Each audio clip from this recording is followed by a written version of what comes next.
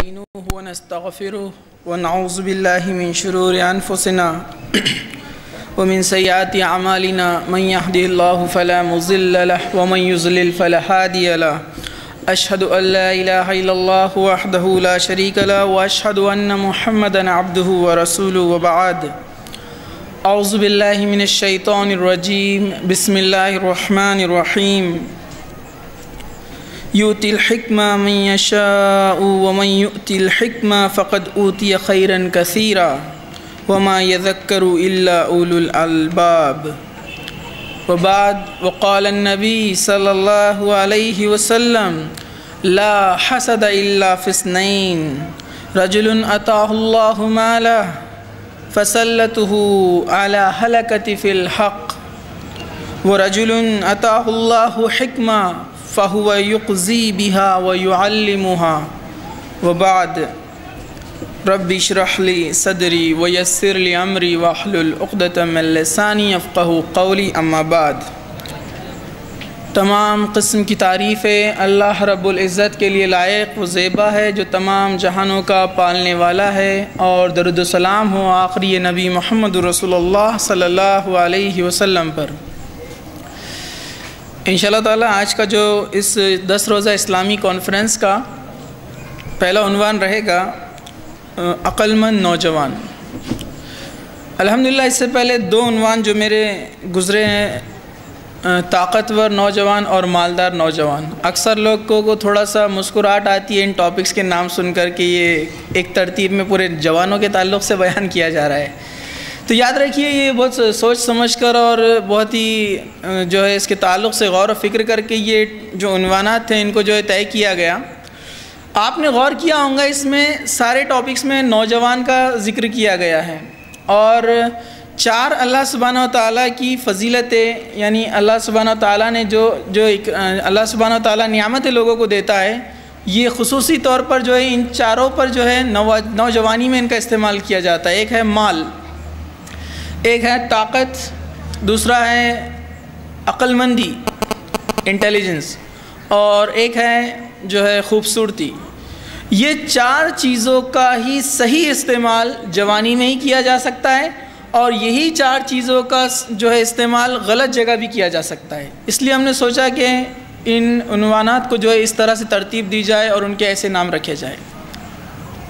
اور واقعی میں آپ دیکھیں نا، اللہ سبحانہ و تعالیٰ کو جوانی کی عبادت زیادہ محبوب ہے۔ کیوں؟ کیونکہ جوانی میں انسان کے پاس جو ہے طاقت ہے، قوت ہے، گناہ کرنے میں بھی وہ اتنا زیادہ پیش رہ سکتا ہے جتنا وہ نیکی کرنے میں پیش رہے گا، اور انسان اپنا مال جو ہے جوانی میں ہی فضول خرچی میں خرچ کرنا زیادہ پسند کرتا ہے۔ بڑھاپے میں تو اس کو پتہ ہے اب قبر میں جانا ہے تو زیادہ صدقہ خیرات کرتا ہے وہ۔ ویسے آپ دیکھیں گے کسی کو اللہ سبحانہ تعالیٰ نے خوبصورتی دی ہے تو وہ غلط راستوں کی طرف انہی عمر میں جو ہے، یعنی جوانی کی عمر میں ہی جو ہے وہ اپنے آپ کو غلط راستوں کی طرف بڑھاتا ہے۔ ورنہ کتنا ہی خوبصورت انسان ہو، جب بڑھاپا اس پر چڑھ جاتا ہے تو آپ دیکھیے اس کی خوبصورتی ختم ہو جاتی ہے۔ تو خوبصورت بوڑھا اس طرح سے عنوان رکھنا کوئی معنی بھی نہیں رکھے گا، تو خوبصورت نوجوان یہ ایک آپ خود سمجھ سکتے ہیں یہ کیوں رکھا گیا۔ اسی طرح سے عقل مندی کے تعلق سے آپ دیکھیے دنیا کا کتنا ہی ماہر سے ماہر سائنٹسٹ ہو، جب اس کی ایک بہت طویل عمر گزر جاتی ہے تو اس کا استعمال کیا جاتا ہے، لیکن اس کا استعمال صرف ایکسپیرینس کے لیے استعمال کیا جاتا ہے، اور اس کو اس لیے رکھا جاتا ہے تاکہ وہ آنے والے جو نوجوان سائنٹسٹ ہیں، نوجوان عقل مند لوگ ہیں، ان کو وہ اپنا علم بانٹے۔ ورنہ اصل جو اس کا نچوڑ ہے وہ اس کی جوانی میں ہی ہے، جہاں پر عقل جو ہے 100% انسان کی کام کرتی ہے، وہ وہاں پر پورے ہوش اور حواس میں ہوتا ہے۔ تو اس لیے ان عنوانات کو جو ہے اس طرح سے رکھا گیا۔ انشاءاللہ تعالی آج کا عنوان رہے گا عقل مند نوجوان۔ تو یاد رکھیے عقل مندی کی بات جب بھی ہوتی ہے اس میں 2 چیزوں کو سمجھنا بہت ضروری ہے۔ ایک عقل مندی اللہ اور اس کے رسول صلی اللہ علیہ وسلم کی نظر میں، اور دوسرا ہے عقل مندی دنیا کی نظر میں۔ انشاءاللہ تعالی دونوں چیزیں ہمارے اس ٹاپک میں آ جائیں گی انشاءاللہ تعالی۔ میں نے خطبے میں آپ کے سامنے ایک آیت تلاوت کی، سورہ بقرہ کی آیت نمبر 269 269۔ اس میں جو ہے اللہ سبحانہ وتعالیٰ فرماتا ہے یؤتی الحکمہ من یشاء ومن یؤتی الحکمہ فقد اوتی خیرا کثیرا وما یذکر الا اولو الالباب، وہ جسے چاہتا ہے حکمت اور دانائی دے دیتا ہے، اور جسے چاہتا ہے حکمت اور دانائی، اور جسے اس نے حکمت اور دانائی دیا ہے وہ ساری بھلائیاں دیا گیا ہے، اور نصیحت صرف عقل مند لوگ رکھتے ہیں یا عقل مند لوگ قبول کرتے ہیں۔ تو اس آیت سے ہمیں سورہ بقرہ کی 269 نمبر کی آیت سے کیا پتہ چلا کہ اللہ سبحانہ و تعالیٰ کسی کو دانائی، گویائی، حکمت، عقل دیتا ہے تو وہ اللہ سبحانہ و تعالیٰ کی طرف سے ہے، کوئی اس میں تکبر نہ کرے۔ جیسے علم کے معاملے میں اللہ سبحانہ و تعالیٰ نے کیا کہا اللہ کے رسول صلی اللہ علیہ وسلم سے کہ آپ کہیے ربی زدنی علما، اے میرے رب میرے علم میں اضافہ کر، مطلب علم کا دینے والا بھی کون ہے؟ اللہ سبحانہ و تعالیٰ۔ ویسے عقل، حکمت یا دانائی یا دور اندیشی جس کو ہم بولتے ہیں، آپ دیکھیں گے کچھ لوگوں میں اللہ سبحانہ و تعالیٰ یہ صلاحیتیں ایسی دیتا ہے، لوگ ان سے مشورے لینے کے لیے آتے ہیں، اپنے ڈسپیوٹس، اپنے جھگڑوں کو سلجھانے کے لیے ان کے پاس آتے ہیں۔ تو یہ اللہ سبحانہ و تعالیٰ کی نعمت ہے جو اللہ سبحانہ و تعالیٰ دیتا ہے۔ تو سب سے پہلی چیز، کسی کو اللہ تعالیٰ نے حکمت، عقل مندی، دانائی دی ہے، گویائی دی ہے تو یہ اللہ سبحانہ و تعالیٰ کی طرف سے ہے، اس کے بدلے میں اسے چاہیے کہ اس کو دین کے لیے استعمال کرے، اس سے غلط کام نہ کرے اور اللہ سبحانہ و تعالیٰ کا شکر ادا کرے۔ اب کسی کو اللہ تعالیٰ نے سوجھ بوجھ میں بہت زیادہ نعمت عطا کی اور کسی کو کم دی، تو ان کے تعلق سے بھی اللہ سبحانہ و تعالیٰ نے جو ہے اپنے رسول صلی اللہ علیہ وسلم کی زبانی بیان فرمایا، جو بخاری کی حدیث ہے، بخاری شریف کی کتاب العلم کے اندر، کہ اللہ کے رسول صلی اللہ علیہ وسلم فرماتے ہیں لا حسد الا فی اثنین، دو جگہ حسد کرنا جائز ہے۔ حسد مطلب رشک کرنا، عربی زبان میں یہ حسد سے مراد رشک ہے، مطلب آپ ان دو لوگوں کے جیسا ہونے کی امید کر سکتے ہو۔ اس سے پتہ چلا کہ اللہ سبحانہ و تعالیٰ یہ دو چیزیں اپنے کچھ بندوں کو دے گا اور کچھ بندوں کو نہیں دے گا، یا کم اور زیادہ ہوگا اس میں معاملہ۔ تو کہا کہ ان دو لوگوں کے جیسے ہونے کی تم امید کر سکتے ہو، مطلب یہ دو لوگ جن کو نعمت دی گئی ہے اور وہ لوگ جن کو یہ نعمت نہیں دی گئی ہے، وہ ان کے جیسا ہونے کی امید کر سکتے ہیں، اس طرح سے رشک کر سکتے ہیں۔ تو پہلا کون سا شخص؟ رجل عطاہ اللہ مالا، کہ پہلا وہ شخص جس کو اللہ سبحانہ و تعالیٰ نے بہت مال دیا ہے، فسلطہ علی حلقۃ فی الحق، اور وہ اللہ کی راہ میں اس کے حق میں اس کو جو ہے خرچ کرتا ہے۔ تو آپ ایسا ہونے کی امید کر سکتے ہیں اللہ مجھے تو مال دے گا تو میں بھی اس آدمی کی طرح صدقات، زکوٰۃ، خیرات، غریبوں کی مدد، رشتہ داروں کی مدد، دین کے کام، دعوت کے کام، تبلیغ کے کام، میں ساری چیزوں میں پیسہ لگاؤں گا اپنا۔ تو آپ ایسا ہونے کی امید کر سکتے ہیں۔ دوسرا فرمایا وَرَجُلٌ أَتَاهُ اللَّهُ حِكْمَةً فَهُوَ يُقْضِي بِهَا وَيُعَلِّمُهَا، دوسرا وہ شخص جس کو اللہ سبحانہ وتعالیٰ نے علم دیا ہے، دوسرا علم، اور وہ اس پر عمل کرتا ہے اور اس کو دوسروں تک پہنچاتا ہے، تو آپ بھی اس طرح کی توقع، اس طرح کا رشک، اس طرح کا حسد رکھ سکتے ہیں۔ اے اللہ تو نے جس شخص کو علم دیا ہے، دوسری جو مثال بتائی جا رہی ہے یہاں پر، اگر تو مجھے ایسا علم دے تو میں بھی عمل کروں گا اور میں بھی جو ہے اس علم کو، تیرے علم کو، دین کے علم کو لوگوں تک پھیلاؤں گا۔ تو یہ دو طرح کے ہونے کی جو ہے امید کی جا سکتی ہے۔ مجھ سے پتہ چلا کہ اللہ سبحانہ وتعالیٰ نے کچھ لوگوں کو خاص جو ہے دانائی عطا کی ہے، کچھ لوگوں کو اتنی زیادہ دانائی عطا نہیں کی، لیکن اس کا مطلب یہ نہیں کہ وہ ہدایت سے محروم ہے، وہ ہدایت یافتہ ہے، لیکن اللہ تعالیٰ نے بعض کو بعض پر فضیلت دے رکھی ہے۔ ٹھیک ہے، چلیے آگے چلتے ہیں ہم۔ اسی طرح دانائی اور حکمت یعنی عقل مندی کی اللہ کے نزدیک دیکھیے کیسی قدر ہے۔ حضرت ابن عباس رضی اللہ عنہ فرماتے ہیں کہ اللہ کے رسول صلی اللہ علیہ وسلم نے فرمایا، ایک صحابی کو بلایا اور کہا کہ اشجج عبد القیس ان کا نام تھا، اشج عبد القیس، ان کو بلایا اور کہا کہ اللہ سبحانہ و تعالیٰ تمہاری دو خصلتوں کی وجہ سے تمہیں بہت پسند کرتا ہے۔ تو صحابی بڑے خوش ہو گئے کہ اللہ سبحانہ و تعالیٰ مجھے پسند کرتا ہے اور اللہ کے رسول صلی اللہ علیہ وسلم نے مجھے خاص بلوا کر کہا کہ تمہاری دو خصلتوں کی وجہ سے اللہ سبحانہ و تعالیٰ تمہیں پسند کرتا ہے۔ تو جاننا چاہتے تھے وہ دو خصلتیں کون سی ہیں، کیونکہ صحابہ میں بہت ساری اچھائیاں تھیں، لیکن وہ جاننا چاہتے تھے کون سی دو اچھائیاں ہیں جس کی وجہ سے اللہ سبحانہ و تعالیٰ اپنے رسول کی زبانی کہلوا رہا ہے کہ اللہ تم کو پسند کرتا ہے۔ تو اللہ کے رسول صلی اللہ علیہ وسلم فرمایا کہ دو چیزیں، ایک بردباری اور جو ہے سوچ سمجھ کر کام لینا. مطلب تم کوئی بھی کام کو بردباری سے کرتے ہو اور سوچ سمجھ کر کرتے ہو، اس لیے اللہ تم کو پسند کرتا ہے.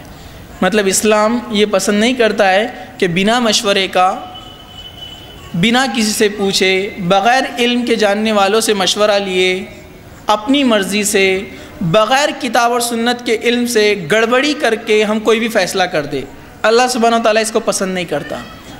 اللہ کے رسول صلی اللہ علیہ وسلم نے اس کے تعلق سے جو ہے کافی تاکید کی، تمہیں کوئی کام کرنا ہو تو اس کا مشورہ لیا کرو، پھر مشورے میں جو امیر ہو جو اس کی رائے دے دے تو اس پر اکتفا کر لو، اس بات کو مان لو، اور کوئی بھی معاملے کے اندر گڑبڑی نہ کرو، جلد بازی نہ کرو، سوچ سمجھ کر اس کے جو اہل ہے یعنی اس کے جو ایکسپرٹس ہیں ان سے پوچھو اور پھر کوئی کام کے لیے آگے قدم بڑھاؤ. اور یہاں تک کہ صحابہ یہ سب کرنے کے بعد بھی اللہ سبحانہ و تعالیٰ سے رائے لیتے تھے. آپ بولیں گے اللہ سبحانہ و تعالیٰ سے رائے کیسے لیتے ہیں؟ اللہ سبحانہ و تعالیٰ سے رائے کیسے لی جاتی ہے؟ یہ جو ہے 2 رکعت نماز پڑھتے ہیں ہم، اور ایک دعا آپ کو بتائی گئی ہے. وہ دعا پڑھنے کے بعد اللہ سبحانہ و تعالیٰ جو ہے اس بندے کے حق میں جو بہتر ہوتا ہے اس کے دل میں وہ بات ڈال دیتا ہے، جس کو ہم استخارہ کہتے ہیں. تو صحابہ ہر عمل سے پہلے استخارہ کیا کرتے تھے. تو اشج عبد القیس کو اللہ کے رسول صلی اللہ علیہ وسلم فرمایا کہ تمہاری 2 چیزیں ایسی ہیں کہ جس کی وجہ سے اللہ سبحانہ وتعالیٰ تم کو بہت پسند کرتا ہے، ایک بردباری اور دوسرا سوچ سمجھ کر کام کرنا. ٹھیک ہے، چلیے. اسی طرح عقل مند کون ہے؟ قرآن نے کس کو عقل مند کہا ہے؟ ہم سوچتے ہیں عقل مند وہ ہے جس نے تجارت میں بہت سارا مال کما لیا. ہم سمجھتے ہیں عقل مند وہ ہے جس کے پاس بہت بڑی بڑی ڈگریاں ہیں. لیکن اللہ سبحانہ و تعالیٰ نے عقل مند کس کو کہا؟ ذرا آپ غور سے سنیے. اللہ سبحانہ و تعالیٰ قرآن مجید میں فرماتا ہے قُلْ لَا يَسْتَوِي الْخَبِيثُ وَالطَّيِّبُ وَالْعَجَبَ كَثِيرَةُ الْخَبِيثِ فَاتَّقُوا اللَّهَ يَا أُولِي الْأَلْبَابِ لَعَلَّكُمْ تَتَّقُونَ. آپ فرما دیجئے کہ ناپاک اور پاک برابر نہیں ہو سکتے. گویا آپ کو ناپاکی کی کثرت بھلی لگتی ہو، عقل مند اللہ تعالیٰ سے ڈر کر رہا کرو تاکہ تم کامیاب ہو جاؤ. یہ آیت کو تھوڑا سا سمجھنا پڑے گا. مفسرین نے جس طرح سمجھایا ہے انشاءاللہ میں آپ کے سامنے اس کو رکھتا ہوں. اللہ سبحانہ تعالیٰ نے یہاں پر کہا کہ جو پاک ہے وہ ناپاک کے برابر نہیں ہو سکتا. اب یہ پاک اور ناپاک کس کی نظر میں؟ میڈیکل سائنس کی نظر میں؟ نہیں، یہ ناپاک اور پاک کس کی نظر میں؟ یہ اللہ کے کلام اور اللہ کے رسول صلی اللہ علیہ وسلم کی دی گئی تعلیمات کی نظر میں. تو پاک اور ناپاک دونوں برابر نہیں ہو سکتے.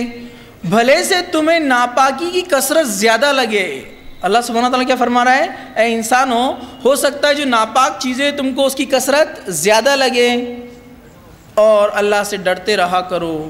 اور جو عقل مند ہے بس وہی جو ہے بات کو سمجھتے ہیں یا کامیابی کی طرف ہوتے ہیں. مطلب انسان کو لگتا ہے کہ اتنے سارے لوگ یہ کام کر رہے ہیں، غلط تھوڑی ہو سکتا ہے. مطلب کثرت، ناپاکی کی کثرت بڑھ گئی تو ہم اپنی عقل کیا لڑاتے ہیں کہ یہ غلط کیسے ہوگا. ہم اپنی عقل کو کثرت کے اوپر جو ہے ابھارتے ہیں. ہم بولتے ہیں جو کثیر تعداد میں ہے وہ صحیح ہوگا. تو اللہ سبحانہ تعالیٰ کیا فرماتا ہے؟ پاک اور ناپاک دونوں برابر کبھی نہیں ہو سکتے. بھلے سے ناپاکی کتنی زیادہ ہو جائے وہ پاک کے برابر نہیں جا سکتا. یعنی اللہ کے کلام میں جو چیز بتائی گئی اور رسول اکرم صلی اللہ علیہ وسلم نے جو بتا دیا بس وہی پاک ہے، وہی صحیح ہے. اب اس سے ہٹ کر چیزیں تمہیں دنیا میں کتنی اچھی لگے اور کتنی زیادہ لگے لیکن تم جو اس کو اپنی عقل سے مت جانچو. تمہاری عقل جو ہے اللہ کی کتاب سے چلنی چاہیے. چاہے ناپاکی کی کثرت بہت ہو لیکن تم کس کو پسند کرو؟ پاکی کو. مطلب مثال کے طور پر ایک انسان ہے، وہ نکاح کرنا چاہتا ہے، تو ظاہر سی بات ہے اس کی عقل کیا بولتی ہے؟ اس کے نکاح کے لیے اس کو ایک خوبصورت لڑکی چاہیے، گورا رنگ ہو، اونچا قد ہو، مال بھی ہو، اچھے خاندان سے بھی ہو. اس کی عقل یہی بولتی ہے. لیکن اللہ سبحانہ تعالیٰ نے کیا کہا قرآن مجید کے اندر؟ اگر ایک مشرکہ ہے اور ایک مومنہ ہے تو اللہ سبحانہ تعالیٰ فرماتا ہے کہ ایک غلام مومنہ، ہم ظاہر سی بات ہے غلام جو عورتیں ہوتی تھی اس زمانے میں ان کے کیسے حالات ہوں گے؟ خوبصورتی کا کوئی معاملہ نہیں، خاندان کا کوئی عطا پتہ نہیں، مال اور دولت کا کوئی عطا پتہ نہیں. تو اللہ سبحانہ تعالیٰ نے فرمایا کہ غلام مومنہ ایک آزاد کافرہ سے بہتر ہے. ایک آزاد کافرہ، ظاہر سی بات ہے کون سی عورت آزاد رہیں گی؟ جو اچھے خاندان سے ہے، جس کے پاس مال اور دولت ہے، جو بڑے خاندان سے چلی آ رہی ہے، وہ آزاد ہے. تو کہا کہ نہیں، اس سے زیادہ بہتر کون ہے؟ غلام مومنہ. لیکن ہماری عقل کیا بولتی ہے؟ ایک خوبصورت عورت، مالدار عورت، یہ ہمارے لیے بہتر ہے. لیکن قرآن کی کسوٹی کیا بولتی ہے؟ نہیں، اپنی عقل کو قرآن کے حساب سے چلاؤ آپ. تو جو اس کو مانے گا بس یہی عقل مند ہے. کیونکہ جو ابھی میں نے آپ کے سامنے آیت پڑھی، اس میں اللہ سبحانہ وتعالیٰ نے فرمایا کہ بھلے سے تمہیں گندگی کی کثرت زیادہ لگتی ہو، لیکن اے عقل والو یا اولی الالباب. کہاں یہاں پر الباب جو ہے یہ عربی زبان میں جو آتا ہے مغز کے لیے، کسی پھل کا جو اصل مغز ہوتا ہے اس کو لب لباب ہم بولتے ہیں. اصل مغز جو ہوتا ہے اس کو وہاں سے جو ہے لباب سے الباب لفظ آیا. یہ مطلب اصل چیز، اصل عقل مندی کہاں پر ہے کہ تم اللہ کی کتاب کو پکڑو، یہ ساری چیزوں کو چھوڑ دو، تو دنیا میں تمہیں ناپاکی کی کثرت زیادہ لگتی ہوگی. جیسے مثال کے طور پر ہم دیکھتے ہیں کہ اتنے سارے لوگ یہ کام کر رہے ہیں، کیا غلط ہو سکتا ہے کیا؟ اتنے سارے لوگ ایسا کام کر رہے ہیں، غلط ہو سکتا ہے کیا؟ تو اس میں بالکل نہ جائیں. اللہ سبحانہ وتعالیٰ نے فرمایا ناپاکی کی کثرت کتنی زیادہ ہو تم پاکی کو پسند کرو، یعنی اللہ کی کتاب کے ذریعے سے فیصلے کرو اور اللہ تعالیٰ سے ڈرتے رہو. اور لعلکم تتقون، یا اللہ سے ڈرتے رہو تاکہ تم تقوی اختیار کرو. دیکھیے جس کے دل میں اللہ کا ڈر ہو وہی اپنی عقل مندی کے لیے کسوٹی قرآن اور سنت کو بنا سکتا ہے. ایک جگہ جو ہے شیخ صالح جو ہے یہ کویت کے ایک بہت بڑے جو ہے عالم ہیں، انہوں نے ایک واقعہ بیان کیا. ایسی ایک چھوٹی سی کہانی کہ ایک شخص تھا کہ وہ اپنے گھر آیا کام سے، اور رات میں آنے کے بعد بیوی بچوں کے ساتھ کھانا کھایا، اور کھانا کھانے کے بعد کچھ کام کرتے ہوئے بیٹھ گیا. اپنے آفس کا یا کوئی بھی تجارت کا اس کا کام تھا. اب وہ جب کام کرتے بیٹھا، بیوی بچے سو گئے، لائٹ چالو تھی. اسے جب وہ گھر آیا تھا تو اس کی بیوی نے اس کو خبر دی تھی گھر میں سانپ ہے. انہوں نے سب نے مل کر جو ہے سانپ کو بہت ڈھونڈا، سانپ کہیں نہیں ملا. اور اس کے بعد سب سو گئے، یہ اپنا کام کرتے ہوئے بیٹھ گیا. بعد میں جب وہ کام کر رہا تھا تو اس نے دیکھا کہ اس کے جو قمیص لٹکی ہوئی تھی کھوٹی سے، اس میں کچھ ہلچل نظر آئی. تو وہ بڑا سترک ہو گیا اور اس نے لکڑی اٹھائی اور دھیرے سے گیا اور زوردار اس قمیص پر مارا. قمیص گر گیا، اندر کچھ بھی نہیں تھا. تو اس کو لگا شاید کھڑکی کھلی ہے اس لیے ہوا سے وہ ہل رہی تھی. پھر اس نے اس کو بند کیا، لٹکا دیا. پھر اس کے بعد اس کو ٹیبل کے اندر سے تھوڑی سی آوازیں آنے لگی کوئی چیز کے ہلنے ڈلنے کی. تو وہ اور گھبرا گیا، پھر لکڑی لی، ٹیبل کو نکالا، پورا ڈھونڈ لیا، اندر کچھ بھی نہیں نکلا. اس کا ڈر اور بڑھتا گیا. اس کے بعد اس نے کیا کیا، لائٹ بند کر دیا اور سو گیا. اس کو ایسا محسوس ہوا کہ اس کے جسم پر کوئی چیز چل رہی ہے، اور وہ اچانک گھبرا کر اٹھا اور اس کو پھینک دیا اور پھر لائٹ کھولا اور پھر جو ہے لکڑی لے کر ڈھونڈنے لگا. اسے کوئی چیز نظر نہیں آئی، یہاں تک کہ صبح ہو گئی وہ ویسے ہی لکڑی لے کر بیٹھا رہا. حالانکہ خبر دینے والی انہوں بولتے ہیں اس کی بیوی تھی، جو کہ غلط بھی ہو سکتی ہے، صحیح بھی ہو سکتی ہے. اور وہ ایک سانپ تھا، اگر کاٹ لیتا تو جان بچ بھی سکتی تھی، جان جا بھی سکتی تھی، امکانات تھے. لیکن ہمارے رب نے ہمیں ڈرا دیا جہنم سے، بتا دیا کہ یہ آگ ہے، اس میں ان کو ڈالا جائے گا جو اس کی اطاعت نہیں کرتے ہیں. لیکن ہم کو ڈر نہیں لگتا، ہم اپنے منمانی کے طریقے سے جو ہے زندگی گزارتے ہیں. تو کہا کہ ایک سانپ کا ڈر ہمارے پاس ہے، وہ بھی ایسی خبر جو کہ پکی نہیں ہے، اس کے کہنے پر جو ہے ہم اتنا ڈر کر رات بھر نہیں سوتے. لیکن کوئی گناہ کرنے کے بعد کیا کبھی ایسا ہوا ہے کہ اس جہنم کی آگ سے ڈر کر ہم کبھی ایک رات ہم نے جو ہے آنکھ کھول کر گزاری ہو؟ نہیں ہوتا ایسا کبھی، بالکل نہیں ہوتا ہے. تو کہا کہ مطلب یہاں پر تقوی کی کمی ہے. ایسے لوگوں کو چاہیے کہ وہ قرآن کی تلاوت کثرت سے کرے اور اپنی موت کو یاد کرے کہ جس دن وہ چلا جائے گا اس کے ساتھ کوئی آنے والا نہیں ہے. تو یہ بہت اہم ہے، اس کو ہم جو ہے ذرا غور کریں. اللہ تعالیٰ نے کہا کہ تقوی جو اختیار کر، اور جو لوگ تقوی اختیار کرتے ہیں یا جو لوگ چاہتے ہیں کہ اللہ سبحانہ تعالیٰ کا ڈر ان کے دل میں آئے، تو ان کے لیے کسوٹی بتائی کہ جب بھی پاک اور ناپاک کے درمیان آپ کو فیصلہ کرنا ہو تو آپ پاکی کو پسند کرو اللہ کی کتاب اور اس کے رسول کے ذریعے سے، چاہے وہ کم دکھتی ہو، اس کا کثرت نہیں ہے لیکن اس کو آپ پسند کرو، ٹھیک ہے۔ اسی طرح جو ہے عقل مندی اللہ سبحانہ و تعالیٰ اگر کسی کو دے دے تو اس پر تکبر نہیں کرنا چاہیے۔ حضرت موسیٰ علیہ السلام کا بڑا مشہور واقعہ ہے۔ حضرت موسیٰ علیہ السلام کے پاس ایک شخص آیا اور کہنے لگا کہ اے موسیٰ، اس روئے زمین پر سب سے زیادہ حکمت اور دانا شخص کون ہے، حکیم اور دانا شخص کون ہے؟ موسیٰ علیہ السلام نے تکبر نہیں کیا، لیکن آپ کی ایک سوچ تھی کہ چونکہ میں اللہ کا نبی ہوں، اللہ سبحانہ تعالیٰ نے مجھے نبی بنا کر بھیجا ہے، تو انسانوں میں ایک نبی افضل ہوتا ہے، تو اس لیے آپ نے کہہ دیا میں۔ تو اللہ سبحانہ تعالیٰ کو یہ بات ناگوار گزری۔ آپ نے کہا کہ جاؤ فلاں علاقے میں ہمارا ایک جو ہے بندہ ہے، اس کا نام خضر ہے، مفسرین لکھتے ہیں وہ بھی ایک نبی تھے۔ اور موسیٰ علیہ السلام پھر ان کے پاس گئے اور ان کی تربیت میں رہے، اور پورا واقعہ اگر آپ کو پڑھنا ہے تو آپ جا کر اس کو دیکھ سکتے ہیں سورہ کہف کے اندر۔ تو عقل مندی کے معاملے میں اللہ سبحانہ تعالیٰ جب کسی کو دے دے تو اس میں تکبر نہیں کرنا چاہیے۔ حالانکہ موسیٰ علیہ السلام نے تکبر نہیں کیا تھا، لیکن اللہ کو وہ بات ناگوار گزری، انہوں نے جو کہا میں۔ تو یہاں پر جو اس بات کا ہم دھیان رکھیں۔ اسی طرح اللہ سبحانہ تعالیٰ دانائی دیتا کس کو ہے؟ حکمت، عقل مندی، سوجھ بوجھ اللہ سبحانہ تعالیٰ کس کو دیتا ہے؟ اس کے تعلق سے جو ہے سورہ یوسف آیت نمبر 22 اور ایسی بہت سی آیتیں ہیں بہت سارے انبیاءوں کے تعلق سے جو قرآن مجید میں ہیں۔ میں ایک ہی آیت رکھ رہا ہوں، سورہ یوسف آیت نمبر 22۔ اللہ سبحانہ تعالیٰ نے اس میں فرمایا وَلَمَّا بَلَغَ أَشُدَّهُ آتَيْنَاهُ حُكْمًا وَعِلْمًا وَكَذَلِكَ نَجْزِي الْمُحْسِنِينَ۔ اور جب یوسف علیہ السلام اپنی بلوغت کو پہنچے، جب بالغ ہو گئے، بڑے ہو گئے، تو ہم نے ان کو حکمت اور علم عطا کیا۔ تو یہاں پر یوسف علیہ السلام کو اللہ سبحانہ تعالیٰ نے علم دیا اور حکمت دیا، لیکن آگے کیا فرمایا؟ وَكَذَلِكَ نَجْزِي الْمُحْسِنِينَ، اور ہم اپنے نیک بندوں کے ساتھ ایسے ہی کرتے ہیں۔ مطلب نیکی یہ شرط ہے کسی شخص کی دانائی اور اس کی حکمت کے لیے۔ مطلب اللہ جو شخص نیک کام کرتا رہتا ہے اور اللہ کے رسول صلی اللہ علیہ وسلم کی تعلیمات پر عمل کرتا ہے اور قرآن مجید پر عمل کرتا جاتا ہے اور اس پر جو ہے پوری طریقے سے جم جاتا ہے، تو اللہ سبحانہ تعالیٰ ایسے لوگوں کو دانائی عطا کرتا ہے۔ اور واقعی میں آپ دیکھیے نا،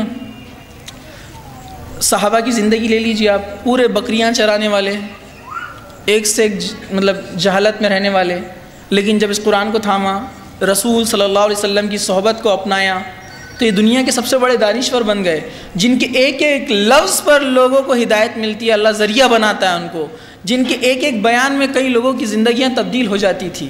یہ وہی لوگ تھے جو بکریاں چرانے والے تھے، لیکن اللہ تعالیٰ نے علم دیا ان کو اور حکمت بھی دی۔ آپ ایک بار جو ہے حضرت عمر رضی اللہ عنہ جو ہے تنہا بیٹھے تھے مسجد میں، اچانک ان کے دل میں خیال آیا۔ حضرت عمر خود فرماتے ہیں کہ میرے دل میں خیال آیا کہ اے عمر، تم اپنی خالہ کی بکریاں چرایا کرتے تھے، جس کے بدلے میں وہ تم کو ایک مٹھی کھجور دیا کرتی تھی، اور تمہارا باپ بڑا سخت تھا، الخطاب جن کا نام ہے خطاب رضی اللہ عنہ، وہ تم پر ظلم اور زیادتی کرتا، مطلب وہ ان کی بہت پٹائی وغیرہ کرتے تھے، جسے اسلام لانے سے پہلے کی بات ہے، اور تم بڑی مشکلات میں تھے۔ لیکن آج تمہارا کیا معاملہ ہے عمر کہ آج تمہارے اوپر اللہ کے علاوہ اور کوئی اتھارٹی نہیں ہے۔ مطلب اکثر دنیا کا حصہ جو ہے حضرت عمر رضی اللہ عنہ کے زمانے میں مسلمانوں کے انڈر میں، مسلمانوں کے قبضے میں آتا تھا۔ تو حضرت عمر رضی اللہ عنہ فرماتے ہیں کہ میں دل میں خیال آیا کہ آج میرے اور اللہ کے بیچ میں اور کوئی اتھارٹی ہے ہی نہیں، میرے اوپر صرف اللہ ہے بھی۔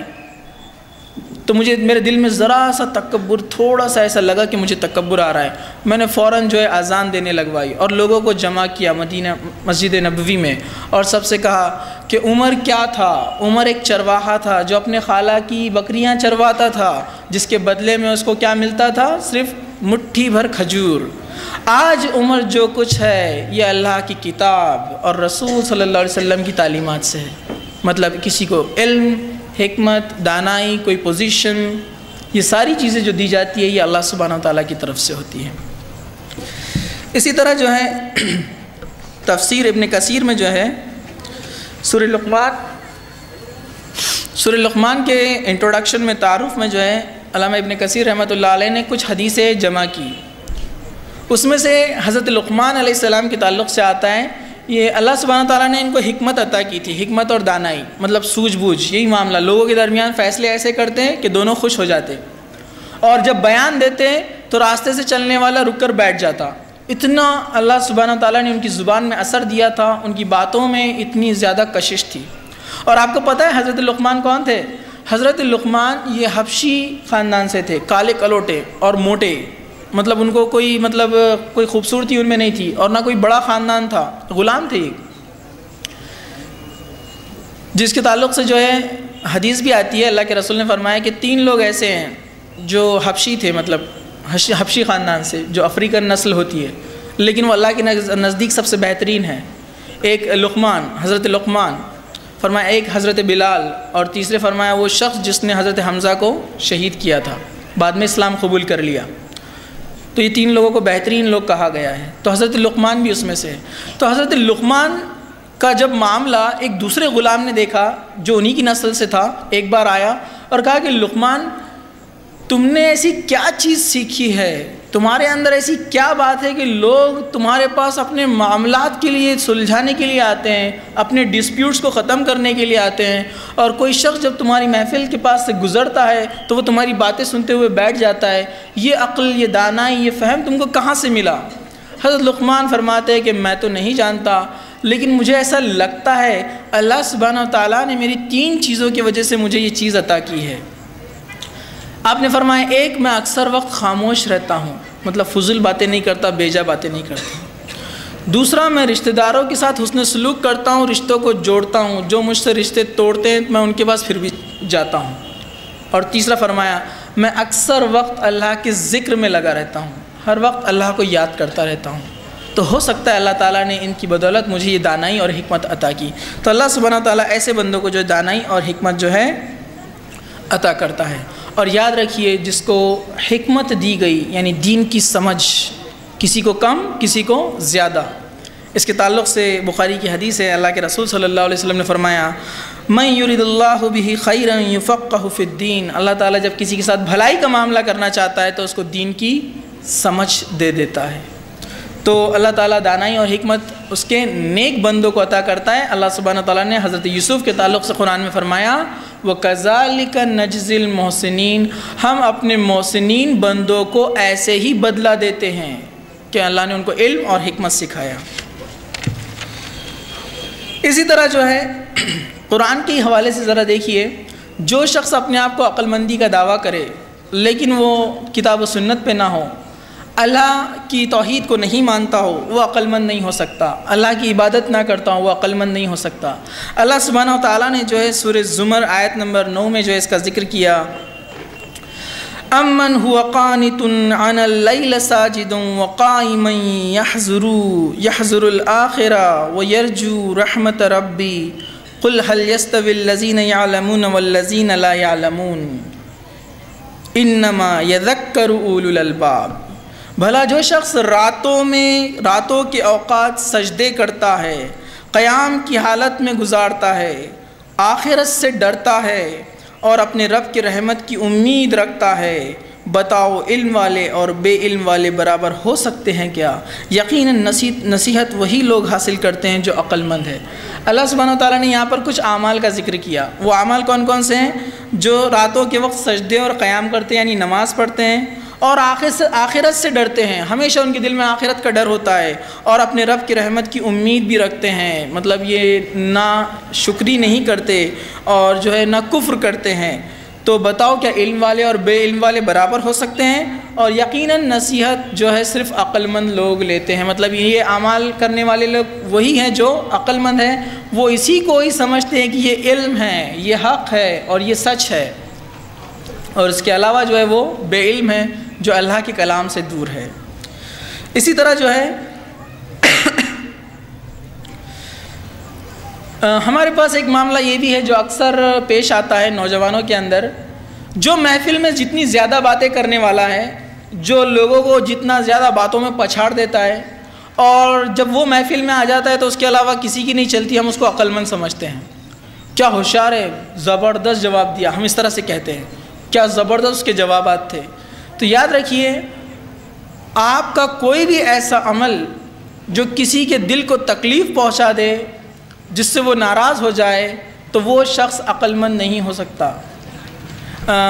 سورہ ہمزہ کے اندر جو ہے اللہ سبحانہ و تعالیٰ نے فرمایا وَيْلٌ لِكُلِّ ہُمَزَةٍ لُمَزَةٍ کہ ویل ہے، افسوس ہے اور جہنم ہے اس شخص کے لیے جس میں ہمزہ اور لمزہ یہ دو صفتیں ہوں، ہمزہ اور لمزہ۔ اب ہمزہ اور لمزہ کیا ہوتا ہے؟ تو مفسرین نے اس کی دو تفسیر کی ہے۔ ایک تو ہمزہ اور لمزہ سے غیبت اور چغلی کو جو ہے تعبیر کیا گیا ہے، لیکن ایک دوسری تفسیر میں، تفسیر احسن الکلام کے اندر جو ہے بتایا گیا ہے کہ ہمزہ کا معنی ہے آنکھوں کے اشاروں سے کسی کی برائی کرنا، اور لمزہ کا معنی ہے کہ زبان کے ذریعے سے کسی کی برائی بیان کرنا۔ اور ان کے لیے کہا ویل لکل، مطلب ان کے لیے ویل ہے، اور ویل جہنم کے ایک مقام کا نام ہے۔ تو ان کے لیے جہنم ہے، ان کے لیے آگ ہے جن میں ہمزہ اور لمزہ دو صفتیں ہوں۔ آپ دیکھیے نا، کچھ لوگ بڑے شاطر ہوتے ہیں، اللہ تعالیٰ نے ان کو بہت اچھا ذہن دیا ہے، بہت اچھی سوچ رہتی ہے ان کی، لیکن آپ دیکھیے غلط جگہ استعمال کرتے ہیں۔ جیسے مثال کے طور پر کسی کو وہ اگر کچھ بولتے ہیں تو اس کو برا لگتا ہے، وہ شخص چڑھتا ہے، تو وہ کیا کرتے ہیں؟ اس کو اشاروں سے چڑھاتے ہیں۔ جیسے مثال کے طور پر دو لوگ پہلے سے بیٹھے ہوئے ہیں، اب تیسرا آنے والا ہے اور آپ کو معلوم ہے بہت چڑچڑا ہے، وہ ہر بات پر چڑچڑ کرتا ہے، تو یہ دو لوگ کیا کرتے ہیں؟ پہلے سے بول دیتے ہیں آ گیا وہ، چل اب دیکھ کیسا بولتا میں، اور وہ آ کر صرف بیٹھتا تو یہ دونوں کچھ نہیں کرتے، صرف یہ اس کو دیکھتا، وہ اس کو دیکھتا اور ہنستا، تو وہ چڑنا شروع ہو جاتا اور غصے میں آنے لگتا ہے۔ اور چوتھا کوئی آ جائے تو اس کو گواہی بھی دیتے ہو، ہم نے کیا کرے بھائی، یہ ایسی دیکھو کیا کرے ہم نے، تم بولو ہم نے کچھ کرے کیا، ایک لفظ نکالے کیا منہ سے ہم نے، لیکن سب کو معلوم ہے کہ ان کی نیتیں کیا ہے اور اللہ کو معلوم ہے کہ ان کی نیتیں کیا ہے۔ اس لیے قرآن نے بھی کتنا زبردست لفظ چن کر لایا، دیکھیے آپ، ہمزہ۔ مفسرین نے تقریباً تفسیر آپ پڑھیے دونوں معنی کیے، یہ چغل خوری کے لیے بھی ہے، غیبت کے لیے، اور یہ لفظ جو ہے اس کے لیے بھی ہے جو آنکھوں کے اشاروں سے کسی کی برائی کرتا ہے۔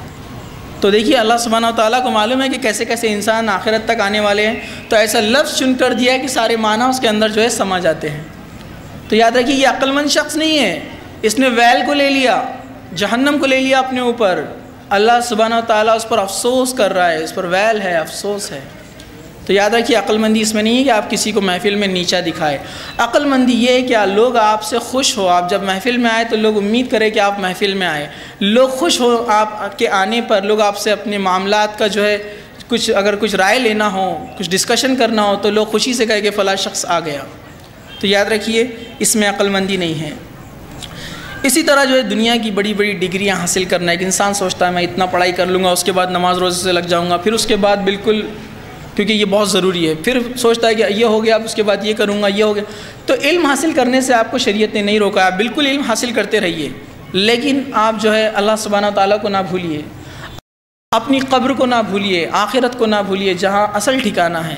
اللہ سبحانہ و تعالیٰ نے جو ہے سورہ 102 جو ہے سورہ تکاثر، اس میں فرمایا الہاکم التکاثر حتی زرتم المقابر، کہ تمہارا فخر کرنا تمہیں جو ہے بے خیالی میں رکھا رہا اور یہاں تک کہ تم قبر میں پہنچ گئے۔ مطلب تم جو ہے فخر میں رہ گئے، اپنی اولاد، اپنے مال، اپنی ڈگریاں، یہ ساری چیزوں میں اپنی عقل مندی کو تم اسی میں سمجھتے رہے، اور یہاں تک کہ تم قبر میں پہنچ گئے اور پھر تمہیں احساس ہوا کہ اصل زندگی تو یہ تھی۔ تو یاد رکھیے دنیا کی ساری چیزیں جو حلال ہے، جو اللہ اور اس کے رسول نے آپ کو اجازت دی ہے، لیکن اس کو کرتے ہوئے جو اب آخرت کو نہ بھولے، تو یہی شخص عقل مند ہے۔ اسی طرح ایک اور ایک چیز ہے، آج کل کے جو نوجوان ہیں وہ یہ سوچتے ہیں کہ وہی جو پہلے بات گزر چکی ہے کہ کثرت جو زیادہ لوگ کرتے ہیں وہ سچ ہے، وہ حقیقت ہے۔ اللہ تعالیٰ فرما رہا ہے کہ پاک اور ناپاک برابر ہو ہی نہیں سکتے، چاہے ناپاکی کی کثرت بہت زیادہ ہو تو بھی وہ پاکی کے برابر نہیں پہنچ سکتے۔ ہم دیکھتے ہیں کہ ہم سوچتے ہیں کہ اکثریت لوگ جو ہے داڑھی نہیں رکھتے اس لیے ان کو جاب ملتی ہے، اکثر عورتیں سوچتی ہیں کہ فلاں جگہ جاؤں گی اور پردہ کروں گی تو مجھے نیچا سمجھا جائے گا، آرتھوڈاکس پرانے خیال کا سمجھا جائے گا، یا فلاں جگہ مجھے اپورچونٹی نہیں ملیں گی، یا مجھے نمرات کم کر دیے جائیں گے۔ اللہ سبحانہ تعالیٰ فرماتا ہے کہ یہ جو ناپاکی ہے اس کی کثرت کتنی ہی زیادہ اور دکھنے میں کتنی اچھی ہو، یہ پاکی کے برابر ہو ہی نہیں سکتی ہے۔ تو یہ ساری چیزوں کو ہم جو ہے دھیان میں رکھیں کہ کسی نے اسلام کا دامن تھاما اس کا کبھی نقصان نہیں ہوا۔ یہاں تک کہ جو لوگ اسلام پر نہیں تھے لیکن انہوں نے اسلام کی چیزوں کو پکڑا، اللہ نے ان کو بھی جو ہے دنیا میں نام دیا۔ آپ نے ایک مشہور شخص ہے، اس کا نام سنا ہوگا، جارج برنارڈ شاہ۔ جارج برنارڈ شاہ عیسائی تھا، لیکن یہ آدمی ایسا تھا جب بھی اسلام کی بات آتی تو اسلام کے لیے لڑتا تھا، یہ اسلام کے لیے فیور کرتا تھا، ڈیبیٹس کرتا تھا کہ اسلام حق ہے، سچا ہے، اسلام بہت اچھا مذہب ہے، اسلام نہیں لایا۔ تو صرف اسلام کی طرف جھکا ہوا تھا، اسلام نہیں لایا، لیکن پھر بھی دیکھیے اس وجہ سے اللہ تعالیٰ نے اس کو نام دیا۔ دنیا کا کوئی بھی انسان جو انگلش لٹریچر پڑھتا ہے وہ جارج برنارڈ شاہ کی شخصیت سے ناواقف نہیں ہو سکتا۔ لیکن ہمارا معاملہ دیکھیے الٹا ہے، اکثر مسلمانوں کو دیکھا جاتا ہے وہ انگریزی تعلیم جب لیتے ہیں تو پوری طرح سے اپنے آپ کو اسلام سے دور کر لیتے ہیں۔ ہمارے ایک دوست ہے، وہ انگلش میں لٹریچر میں پی ایچ ڈی کر رہے ہیں اور ماشاءاللہ کافی دیندار ہے، تو انہوں نے ان کے ٹیچر سے کہا کہ میں پی ایچ ڈی کر رہا ہوں لٹریچر، انگلش لٹریچر کے اندر۔ تو انہوں نے کہا ویری گڈ، تمہارے جیسے لوگوں کی ضرورت تھی بولے، لیکن تم چینج نہیں ہو جانا بولے لٹریچر پڑھتے پڑھتے، کیونکہ اپنے مسلمانوں کو میں نے دیکھا بولے مسلمان عورت جب بھی لٹریچر میں پی ایچ ڈی کرنے جاتی ہے، ایم اے کرنے جاتی ہے، تو اس کے بلاؤز کے آستین چھوٹے ہو جاتے ہیں اور اس کے بال یہاں تک آ جاتے ہیں، یہ معاملہ ہے بولے۔ اور مرد جب پی ایچ ڈی کرنے جاتا ہے بولے لٹریچر میں یا ایم اے انگلش کرنے جاتا ہے تو وہ تھوڑا سا ٹیڑھا ہو جاتا ہے بولے۔ اب ٹیڑھا ہو جاتا ہے اس سے مراد کیا آپ سمجھیے، وہ ان کے کلچر کو، ان کی چیزوں کو اپنانا شروع کر دیتا ہے۔ تو یاد رکھیے اسلام نے آپ کو کوئی تعلیم سے نہیں روکا ہے، یہ ہم نے خیال بنا لیا ہے کہ ہم جو ناپاکی کی کثرت ہے اس کو ہم بہت زیادہ سمجھ رہے ہیں اور اچھا سمجھ رہے ہیں۔ تو یاد رکھیے یہاں پر جو ہے اسلام کے اوپر عمل کرنے سے آپ میں کبھی جو ہے، اور ہمارے سامنے مثالیں نا، پوری صحابہ کی مثالیں، تابعین کی مثالیں، تبع تابعین کی مثالیں، اور ابھی ماڈرن پیریڈ میں آج کے دور میں بھی کئی مثالیں ایسی ہیں کہ مسلمان اچھی اچھی جگہوں پر ہیں۔ تو آپ کے دین سے عمل کرنے سے آپ کبھی پیچھے نہیں رہ سکتے۔ تو یہ ہم سمجھتے ہیں اس میں عقل مندی ہے کہ زمانہ جیسا چل رہا ہے اس کے ساتھ چلنے دو، انشاءاللہ فائدہ ہوگا۔ تو یاد رکھیے اس میں کبھی کامیابی نہیں ہوتی۔ ہاں یہ اور بات ہے، دین پر جب عمل کریں گے تو تھوڑا سا صبر کرنا پڑتا ہے۔ اللہ تعالیٰ آزمائش میں آپ کو جو ہے دیکھنا چاہتا ہے آپ سچ ہے۔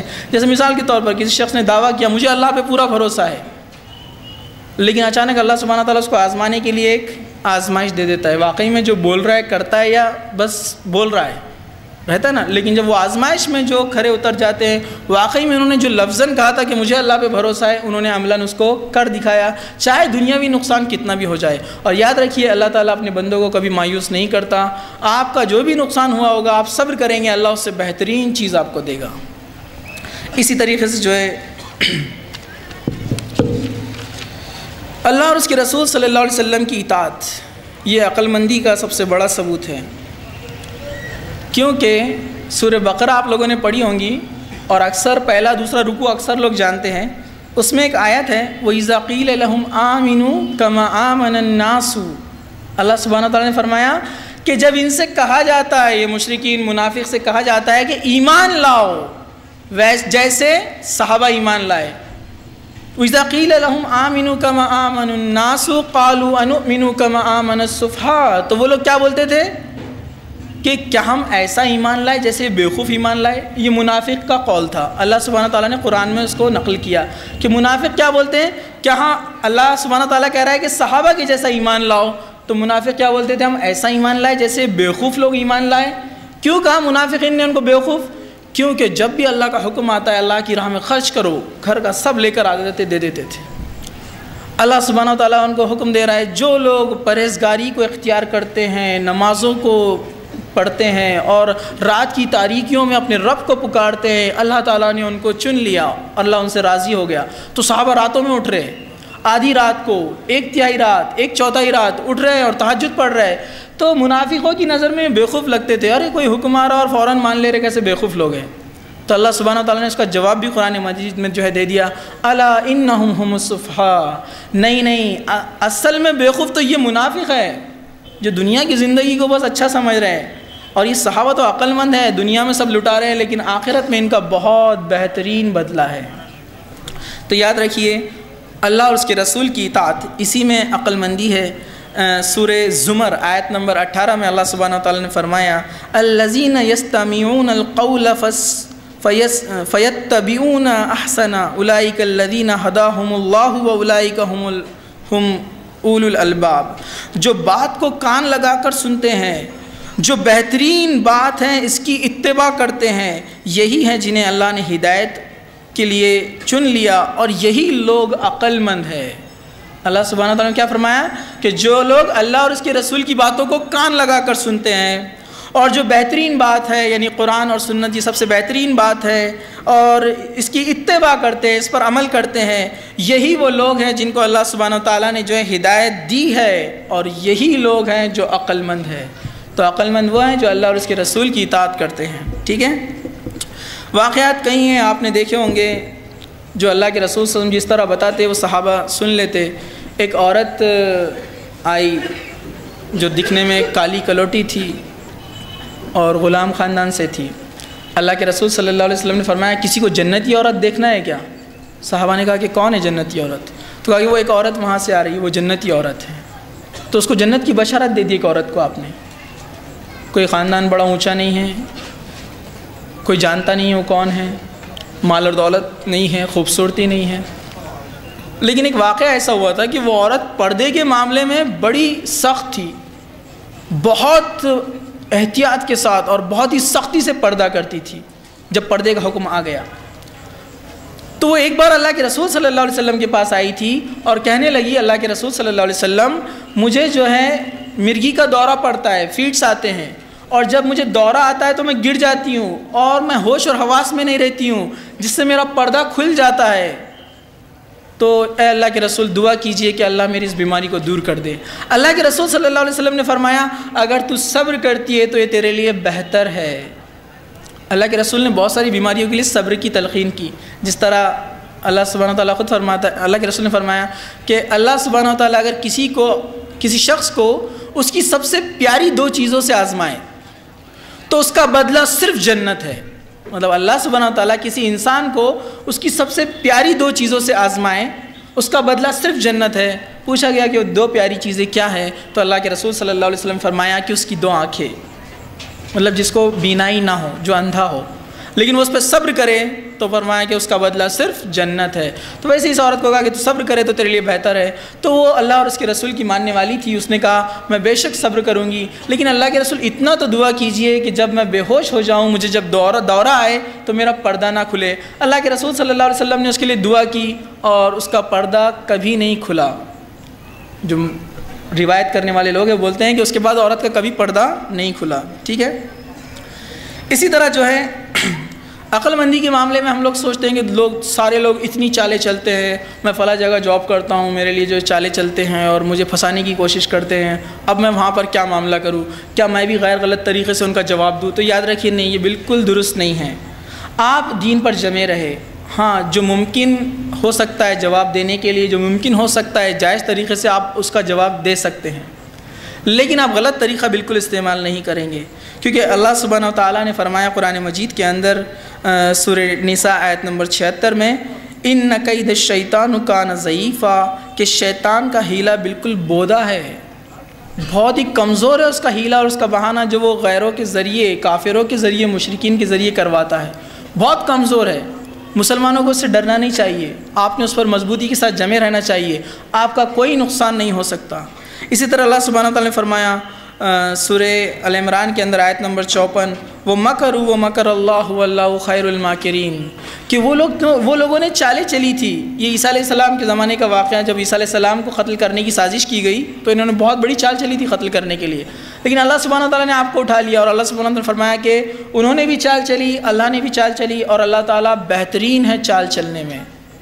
مطلب ایک عقل مند شخص کے لیے اتنا ہی کافی ہے کہ وہ اللہ پہ بھروسہ کرے اور جو جائز تدابیر ہو سکتی ہے اس پر وہ عمل کرے، تو اللہ تعالیٰ اس کو سارے شر سے، تمام قسم کے شر سے بچا لے گا۔ اسی طرح جو ہے ایک چھوٹا سا ایک واقعہ ہے،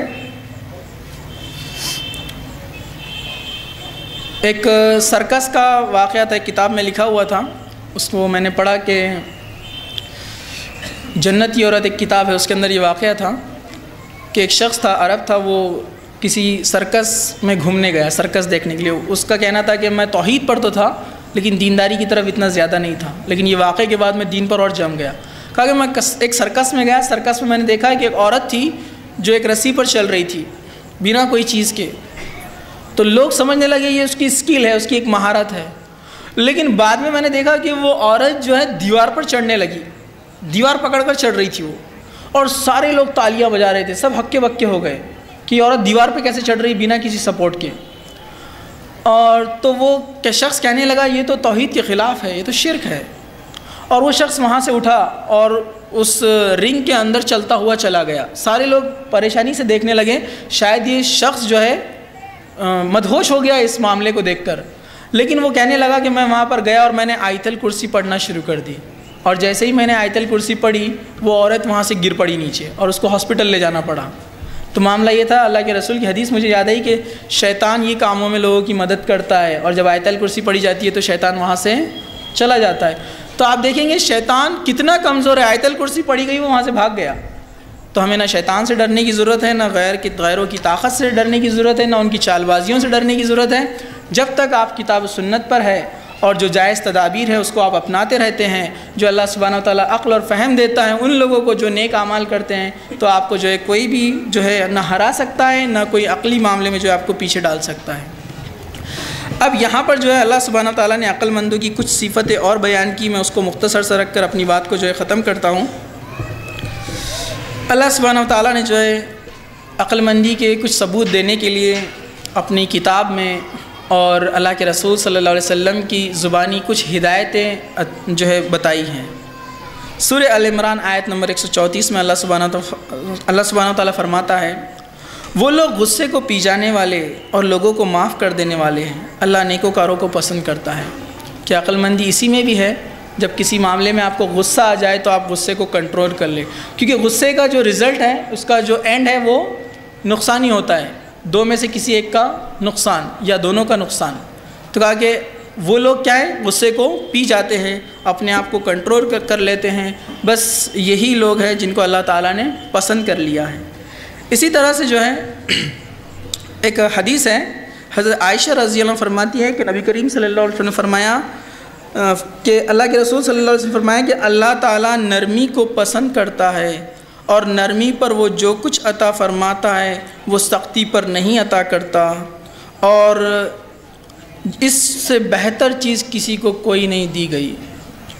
مطلب آپ کوئی بھی معاملے میں نرمی کو اختیار کریں، یہ بھی عقل مندی کی ایک نشانی ہے. مطلب کوئی آپ کو کسی معاملے میں لڑائی جھگڑا کر لے، یا کوئی معاملے میں بحث اور کوئی مباحثہ ہو جائے، تو آپ لوگوں کے ساتھ درگزر کریں، نرمی کریں. اور ظاہر سی بات ہے ایسے انسان کو ہر کوئی پسند کرتا ہے. لوگ بولتے ہیں واقعی میں بہت ہی شعور والا انسان تھا، اس نے بہت اچھی جو ہے تدبیر کی، خاموش رہ کر اس نے ایک بہت بڑے جھگڑا ہونے سے جو ہے بچا لیا. تو ہر کوئی ایسے شخص کو پسند کرتا ہے. اسی طرح سے جو ہے ایک حدیث ہے، حضرت ابو ہریرہ رضی اللہ عنہ اس کے راوی فرماتے ہیں کہ ایک دیہاتی نے مسجد میں پیشاب کر دیا، بس لوگ اس کی طرف اٹھے تاکہ اس کو مار پیٹ کرے. اللہ کے رسول صلی اللہ علیہ وسلم نے کہا کہ رک جاؤ، اس کو پیشاب کرنے دو. اس کے بعد جب وہ پیشاب کر چکا تو صحابہ سے کہا کہ ایک ڈول پانی لو اور اس پر بہا دو، اور اس شخص کو بلایا اور بٹھایا اور کہا کہ دیکھو یہ اللہ کا گھر ہے، اس میں گندگی نہیں کرتے. وہ شخص بہت متاثر ہوا اس سے، اور وہ اپنی قوم میں جا کر کہنے لگا اللہ کے رسول صلی اللہ علیہ وسلم بہت اچھے کردار والے ہیں.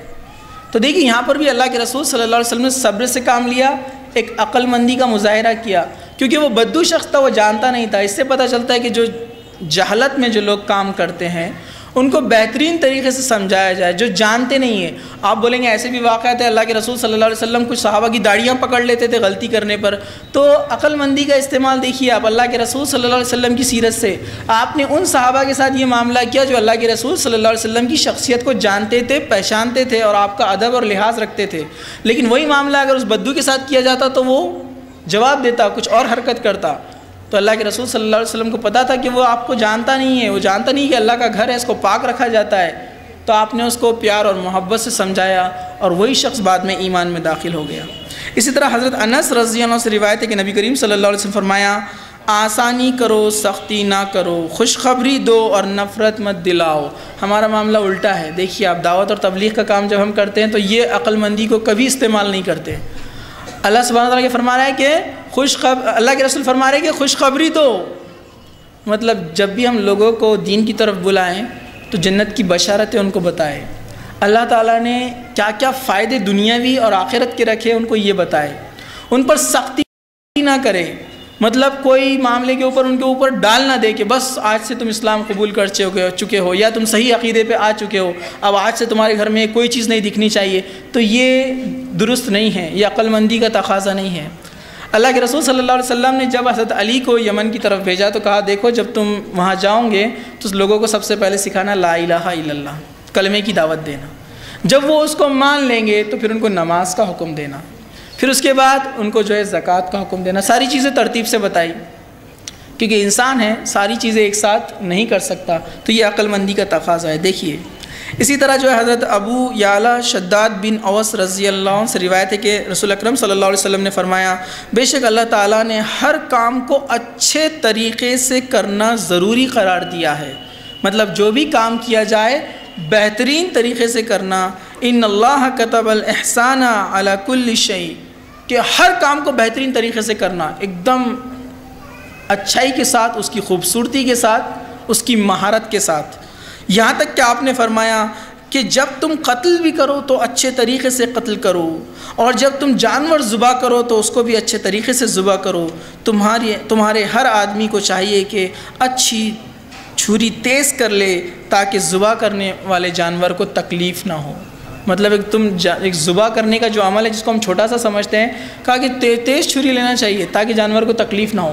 مطلب اس حدیث میں اصل بات کیا بتائی گئی کہ ایک دم بہترین طریقے سے، احسن طریقے سے جو بھی کام کرتے ہیں، آپ پڑھائی کر رہے ہیں تو ایمانداری کے ساتھ اچھے سے پڑھائی کیجیے، اگر آپ کوئی پیشہ اختیار کرتے ہیں، کارپینٹری کا پیشہ ہے، میکینک کا پیشہ ہے، اتنی مہارت کے ساتھ کیجیے، اتنے اچھے سے کیجیے کہ یہ سب سے بہترین ہو، سب سے احسن ہو، کوالٹی میں سب سے اچھا ہو۔ اور ظاہر سی بات ہے آپ دیکھیے جس میں کوالٹی رہتی ہے لوگ دور دور سے اس کے پاس آتے ہیں۔ جو ڈاکٹر ہے واقعی میں بہترین تشخیص کرتا ہے، بہترین رائے دیتا ہے، بہترین دوائیں دیتا ہے، لوگ اس کے پاس برابر آئیں گے چاہے اس کا ہاسپٹل کہیں بھی ہو۔ ایک انجینئر ہے صحیح رائے دیتا ہے، لوگوں کے نقصان نہیں چاہتا ہے، لوگوں کے فائدے کے ساتھ جو ہے وہ فیصلے کرتا ہے، لوگوں کو اچھی چیزیں ہدایتیں دیتا ہے کوئی بھی کام کے تعلق سے، لوگ اس کے پاس برابر آئیں گے۔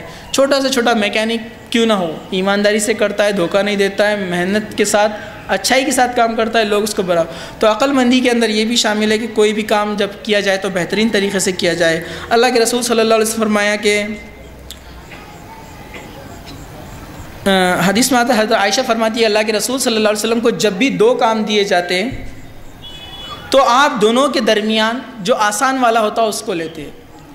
یہ اللہ کے رسول صلی اللہ علیہ وسلم کی زندگی، آپ کی عقل مندی جو تھی یہ ہمارے لیے نمونہ ہے۔ تو حضرت عائشہ فرماتی ہے اللہ کے رسول صلی اللہ علیہ وسلم کو جب بھی دو کام دیے گئے جس میں سے ایک مشکل ہوتا اور ایک آسان، تو آپ ہمیشہ آسان والے کام کو پسند کرتے، تو آپ ہمیشہ آسان والے کام کو اختیار فرماتے، بشرط یہ کہ اس میں گناہ نہ ہو۔ مطلب آسان والا کام وہ نہیں جس میں گناہ، وہ نہیں، اگر وہ گناہ کا کام ہوتا تو آپ اسے سب سے زیادہ دور بھگانے والے ہوتے۔ اور رسول اللہ صلی اللہ علیہ وسلم اپنی ذات کے لیے کسی معاملے میں کبھی انتقام نہیں لیا مگر یہ کہ اللہ کی حرمت کو توڑا جا رہا ہو۔ مطلب اللہ کے رسول صلی اللہ علیہ وسلم کی یہاں اصل بات جو یہ بتائی گئی وہ یہ کہ جب بھی آپ کو دو کام دیے گئے آپ نے آسان والے کو چنا۔ اس کی تفسیر میں امام نووی رحمۃ اللہ علیہ نے لکھا جیسے مثال کے طور پر اگر جنگ اور صلح دو آپشنس ہیں آپ کے پاس کہ صلح کے امکانات ہے، اللہ کے رسول نے کبھی لڑنا پسند نہیں کیا، آپ نے صلح کو اہمیت دی، آسان ہے نا۔ آپ کے پاس جب بھی دو چیزوں کا آپشن رہا اور دونوں اچھے ہیں، دونوں میں گناہ نہیں ہے، تو آپ نے ہمیشہ آسان والے کو لیا۔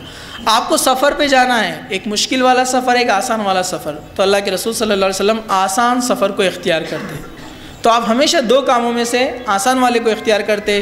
اس میں عقل مندی یہ ہے کہ انسان کے اوپر جو ہے بوجھ نہیں آتا ہے اور وہ یکسوئی کے ساتھ اپنی اس چیز پر جو ہے دھیان دے پاتا ہے اور اس کام کو اچھے طریقے سے کر پاتا ہے۔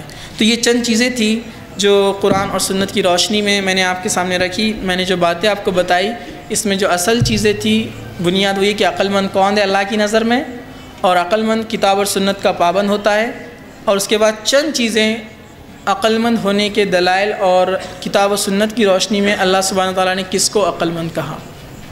اور کثرت کو جو ہم کہتے ہیں کہ عقل مندی، انسان اکثر چیزوں میں یہی گڑبڑ کرتا ہے، اس لیے اس نقطے پر زیادہ جو ہے زور دیا گیا۔ جس کی کثیر تعداد ہے اس کو ہم عقل مندی سمجھتے ہیں۔ اللہ سبحانہ تعالیٰ فرمایا کہ ناپاکی اور پاکی برابر نہیں ہو سکتے، بھلے سے ناپاکی کی کثرت زیادہ لگتی ہو۔ ایک چھوٹا سا واقعہ تھا وہ رکھ کر میں اپنی بات کو ختم کر دیتا ہوں کہ کثرت کے اوپر جو ہوتا ہے، میں اصل میں حیدرآباد گیا تھا. ایک صاحب تھے جو جامعہ نظامیہ سے فارغ تھے. ان کی عمر 80 سے 85 سال کے درمیان ہے، لیکن بعد میں انہوں نے جو ہے قرآن و سنت کو اپنا لیا اور پورے صحیح عقیدے پر وہ لوٹ آئے. تو ان سے میں نے پوچھا کہ اتنی بڑی عمر میں آپ کیسے اس عقیدے کی طرف آ گئے. تو انہوں نے کہا کہ میں نے ایک بادشاہ کی کہانی پڑھی تھی، وہ سوچ کر میں نے اس کو اپنی زندگی پر ڈال دیا. ایسی بناوٹی کہانی ہے بولے کہ ایک بادشاہ تھا، آپ لوگوں نے بھی سنی ہوں گی، اس کو بہت اچھے قسم کے کپڑے پہننے کی عادت تھی. تو ایک بار 2 لوگوں کو پتہ چلا کہ بادشاہ کو اچھے کپڑے پہننے کی عادت ہے. تو 2 ٹیلر اس کے جو ہے ملک میں آئے اور کہا کہ بادشاہ سلامت، ہم آپ کو ایسے کپڑے بنا کر دیں گے، ایسے کپڑے شاید آپ نے کبھی نہیں پہنے ہوں گے. تو بادشاہ کہتا ہے ایسی بات ہے، ٹھیک ہے. اجازت دی گئی، کچھ رقم ان کو دی گئی. کافی دن گزر گئے. وزیر کو کہا کہ جاؤ دیکھ کر آؤ. وزیر نے اپنے اسسٹنٹ سے کہا جاؤ دیکھ کر آؤ کپڑے سلے یا نہیں سلے. اسسٹنٹ جاتا ہے اور کہتا ہے کہ بادشاہ کے کپڑے کہاں پر ہے؟ تو وہ کہتے ہیں بادشاہ کے کپڑے وہ کھوٹی پہ ٹنگے ہوئے ہیں، وہاں کپڑے نہیں ہوتے. تو اسسٹنٹ بولتا کہاں ہیں؟ تو یہ ٹیلر بولتے ہیں خاص بات یہ ہے کہ یہ کپڑے انہی کو نظر آتے ہیں جو عقل مند لوگ ہیں، بیوقوف لوگوں کو نظر نہیں آتے یہ. تو یہ بولتے یار میں نے اگر بول دیا کہ کپڑے نظر نہیں آ رہے ہیں مطلب میں بیوقوف ہو جاؤں گا. تو وہ کہتا ہاں کیا زبردست کپڑے، کلر بھی بہت اچھا لگ رہا ہے بولے یہ. تو اب وہ جاتا ہے اسسٹنٹ وزیر کے پاس. وزیر کو بولتا ہے کپڑے سل گئے لیکن اس کی خاص بات ہے صرف عقل مند لوگوں کو نظر آتے ہیں. تو وزیر بولتا ہے تم کو نظر آئے کیا؟ تو بولتا ہاں میرے کو نظر آئے. کیوں، اس کو اپنی جاب تھوڑی چھڑوانا ہے بیوقوف بن کر. بولتا ہاں نظر آئے. وزیر جاتا ہے بولتا ہے کہاں ہیں کپڑے؟ تو اسسٹنٹ بولتا ہے وہ لٹکے ہوئے کپڑے. تو وزیر کو پہلے سے بتا دیا گیا کہ عقل مند لوگوں کو نظر آتے ہیں. تو وزیر بول نہیں سکتا کیونکہ وزیر سوچنے لگا کہ میرا اسسٹنٹ عقل مند بن جائے گا اور میں بیوقوف. تو وزیر بولتا ہے ارے ہاں بہت زبردست کپڑے، ایسے کپڑے تو میں نے آج تک نہیں دیکھے. بولے کہاں سے دیکھیں گا، وہ دکھ رہے ہی نہیں تھے وہ، لیکن بول رہا ہے کہ دکھ رہے ہیں. ٹھیک ہے. اب اس کے بعد وہ بادشاہ کے پاس جاتا ہے. بادشاہ سے کہتا ہے کپڑے سل گئے لیکن خاص بات ہے صرف عقل مند لوگوں کو نظر آتے ہیں. تو بادشاہ کہتا ہے کہ تم کو نظر آئے کیا؟ بولتا ہاں میں نے بھی دیکھا، اسسٹنٹ نے بھی دیکھا، اپنے ساری چیزیں ہو گئی. بولے تو بادشاہ بولتا ہے ٹھیک ہے لے کر آ جاؤ. اب کپڑے تو ہے نہیں تو خود چپ تو بھی ایسے گھڑی کرتے ہیں اور لے کر آتے ہیں. بادشاہ بھی ادب سے اس کو لے لیتے ہیں کیونکہ بول دیا گیا نا صرف عقل مند کو نظر آتے ہیں. بادشاہ بولے گا کہ نظر نہیں آئے تو پبلک میں مشہور ہو جائے گا نا وزیر عقل مند، اس کا اسسٹنٹ عقل مند اور بادشاہ بیوقوف. تو بادشاہ بھی ایسے لیتا ہے، اس کو رکھ دیتا ہے. اب جب صبح ہوتی ہے رات بھر بادشاہ پریشان، اب صبح پہنوں گا کیسا میں اس کو لیکن بڑی ہمت کر کے وہ ایسے چپ تو بھی لیتا ہے، اس میں ہاتھ ڈالتا ہے، دوسری طرف سے ہاتھ ڈالتا ہے، اس کے لیس لگا لیتا ہے اور ویسی حالت میں وہ محل کے اندر آ جاتا ہے. اب جب محل میں داخل ہوتا ہے تو جو دونوں طرف سے کھڑی ہوتی ہے رعایا، ان کے جو خاص لوگ رہتے ہیں وزیر، سپہ سالار، سب پریشان کہ بادشاہ ایسے کیوں آ گیا آج. لیکن پہلے سے اعلان ہو جاتا ہے کہ یہ کپڑے صرف عقل مند لوگوں کو نظر آتے ہیں. تو ہر کوئی سوچتا ہے کہ اگر میں بولوں گا میرے کو نظر نہیں آ رہے تو میں بیوقوف ہو جاؤں گا. تو ہر کوئی بازو والا ایک دوسرے کو بولتا ہے کیا زبردست کپڑے، تو وہی بولتا ہاں بولے بہت زبردست کپڑے. اور بادشاہ جا کر پھر کرسی پر اپنے بیٹھ جاتا ہے، تخت پر بیٹھ جاتا ہے. اتنے میں اچانک کسی کا چھوٹا بچہ اس محل میں داخل ہو جاتا ہے. اور بچے تو سچ بولتے ہیں، کسی کے پریشر میں نہیں رہتے. بچہ بولتا ہے ارے آج بادشاہ نے کپڑے کیوں نہیں پہنے ہیں. جیسے ہی یہ بولتا ہے بادشاہ اٹھ کر بھاگ جاتا ہے وہاں سے. تو صاحب کہنے لگے کہ ایک مشرک کا، ایک بدعتی کا یہی معاملہ ہے. جب اس کو کتاب و سنت کی بات بتائی جاتی ہے تو وہ اپنی عقل سے نہیں سوچتا، وہ یہ سوچتا ہے کہ میرے سارے گھر والے یہ کرتے کیا غلط ہو سکتے ہیں. اگر میں نے بولا کہ یہ غلط ہے میں تو بیوقوف میں بن جاؤں گا. اور اتنے بڑے بڑے لوگ، اتنی بڑی بڑی ڈگریاں رکھنے والے لوگ یہ عمل کرتے ہیں. اگر میں نے بولا غلط ہے لوگ بولیں گے یہ تو بیوقوف ہے، اتنے سارے لوگ کر رہے ہیں. تو کہا کہ یہ واقعے سے مجھے بڑی عبرت ملی اور میں نے اس دن سے توبہ کی. تو یاد رکھیے عقل مندی جو ہے ہم نے لوگوں کے معیار سے، اس کی کثرت سے، جو اللہ تعالیٰ نے خود قرآن میں فرمایا، اس کو جو ہے ہم نے کسوٹی بنائی ہے. جبکہ عقل مندی کے لیے کسوٹی ہے قرآن اور اللہ کے رسول صلی اللہ علیہ وسلم کی احادیث مبارکہ. تو اللہ سبحانہ وتعالیٰ سے دعا ہے کہ اللہ سبحانہ وتعالیٰ اپنی کتاب اور اس کے رسول صلی اللہ علیہ وسلم کی سنت پر ہمارے لیے چلنا آسان فرمائیں. جب تک ہم کو زندہ رکھے، اسلام پر زندہ رکھے، ہمیں قوت دانائی، حکمت نصیب کرے تاکہ ہم جو ہے کبھی بھی دنیا کے اندر کسی بھی جو ہے زندگی کے لمحے اور جو ہے موقع پر جو ہے غلط راستے کی طرف نہ جائے. اور اللہ سبحانہ وتعالیٰ جب بھی ہمارا خاتمہ کرے تو ایمان پر ہمارا خاتمہ کرے. وآخر دعوانا الحمد للہ رب العالمین.